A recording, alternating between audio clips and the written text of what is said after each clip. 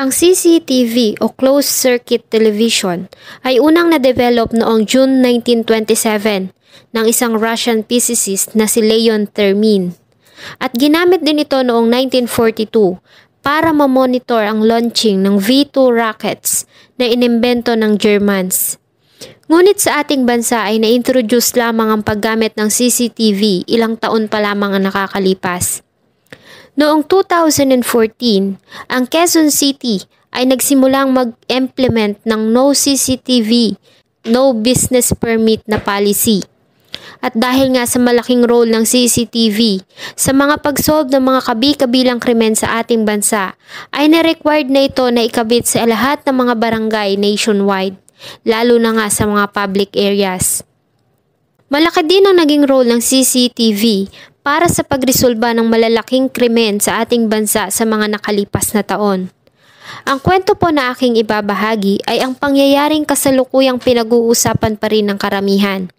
Ito ay ang kahindik-hindik na sinapit ni Kimberly Achas sa kamay ng lalaking kanyang minahal at ama ng kanyang anak. Ano nga ba ang naging role ng CCTV sa mga huling sandali ng buhay ni Kimberly? Bago ko po simulan ang ating story, sa mga bago po sa channel ko, please hit the subscribe button at pakipindot na rin po ang ating notification bell para ma-notify kayo sa mga bago nating upload na videos. Noong March 11, 2023, ay may isang video ang mabilis na kumalat sa social media, kung saan ay makikita mo ang ginawang pananakit ng isang lalaki sa isang babae at nakuhanan din sa video ang isang bata. Dahil dito ay agad itong nakakuha ng sari-saring reaksyon sa mga netizens, lalo na nga sa mga kababaihan. Ang nasabing video ay kuha mula sa isang surveillance camera noong March 9, 2023, nagganap na alas 3 GMT ng hapon sa Purok 9 sa Poblacion Sur, Don Carlos, Bukidnon. Ang nasabing video ay may haba na 7 minutes at 11 seconds. At kahit na sino ang makapanood, ay sigurado akong manggigigil ka at manginginig sa galit dahil sa talaga namang hindi katanggap-tanggap ang ginawang pananakit ng suspect sa biktima. Kinilala ang biktima na si Kimberly Achas na nagdiwang lamang ng kaarawan noong February 16. Ang 22 years old na si Kimberly ay kasalukuyang third-year college student ng Don Carlos Polytechnic College at kumukuha ng kursong BE-Ed o Bachelor of Elementary Education. Siya ay residente din ng nabanggit na lugar. Ang suspect naman ay ang 27 years old na ka-live-in partner nito na si Edson Hamisola at ang kanilang 9 months old pa lamang na anak. Ayon sa kapatid ni Kimberly na si Rovel Achas, sa naging panayam ng mga staff ng Raffy Tulfo in Action, ay 2 years pa lamang na nagsasama si Kimberly at Edson. At nang tanungin kung may history ba ng parehong insidente, mula nang magsama ang dalawa ay sinugot nito na wala. Wala din umanong naikukwento si Kimberly sa pamilya na problema nila ng kinakasama. Mula nang magdesisyong bumuo ng pamilya ay nanirahan ng dalawa sa bahay nila Edson bilang siya ang lalaki. Nang mangyari ang krimen ay may mga kasama naman umano sa bahay ang mag-asawa. Ngunit pinalabas umano ang mga ito ni Edson at sinabing mag-uusap lamang silang mag-asawa. Ayon pa kay Rovel, sa kanyang pagkakaalam ay nagkaroon ng pagtatalo ang dalawa dahil sa nais umanong kunin ni Kimberly ang anak para ipahilot dahil sa ito ay may pilay. Ngunit hindi pumayag si Edson na noong mga oras na yon ay lunod sa alak at maging sa pinagbabawal na gamot, base na rin sa naging pahayag nito sa panayam ng mga pulis.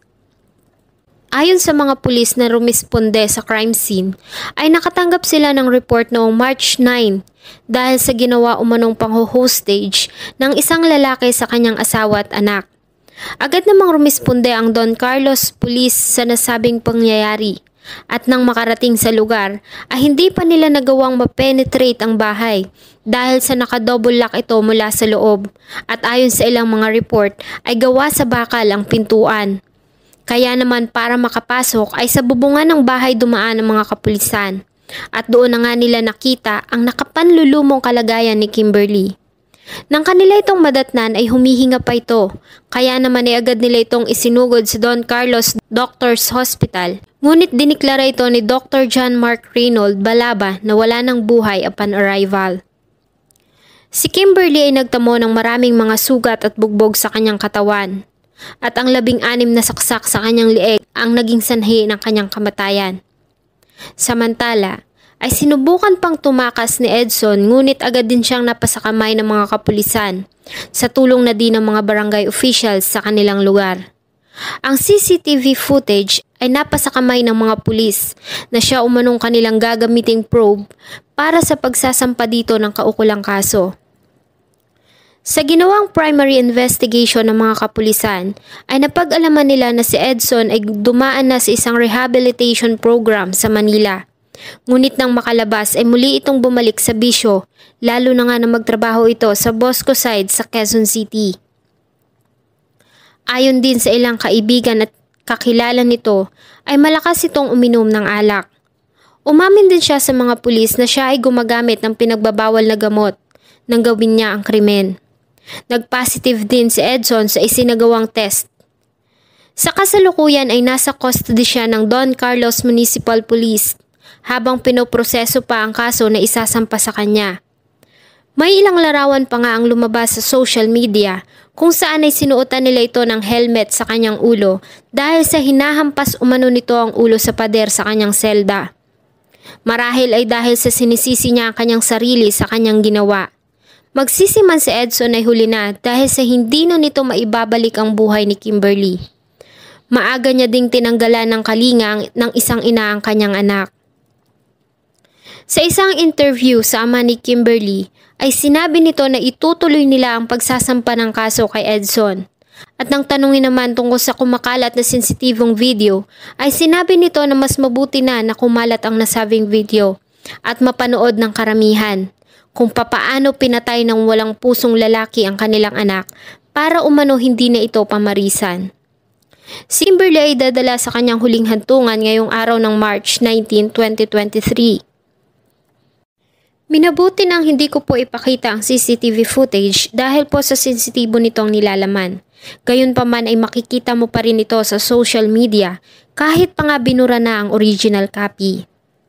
Samantala, ayon naman kay Police Colonel Reynante Reyes, ang Provincial Director ng Bukidnon, ay pinuri nito ang ginawang pagresponde ng mga tauhan ng PNP sa crime scene dahil sa mahusay at mabilis na aksyon. Hinikayat din niya ang publiko na laging maging mapagbantay sa kanilang paligid at agad na iulat ang sinumang kumilos sa kahina-hinalang paraan o kung may pagbabanta sa anumang paraan. Sinabi din niya na ang pagtutulungan at suporta ng komunidad ang susi upang maging ligtas na lugar ang Bukidnon. Sana po ay nagustuhan niyo ang malungkot na kwento na akin pong ibinahagi. Huwag niyo pong kalimutang mag-iwan ng inyong saloobin at suggestion sa atin pong comment section. Thank you so much po and see you on my next video.